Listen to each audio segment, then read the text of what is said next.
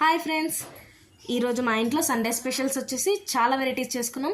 నేను మా వెరైటీస్ ఏంటో చెప్పే ముందు మీరు మీ ఇంట్లో ఏ వెరైటీస్ చేసుకున్నారో కామెంట్ రూమ్లో కామెంట్ చేయండి.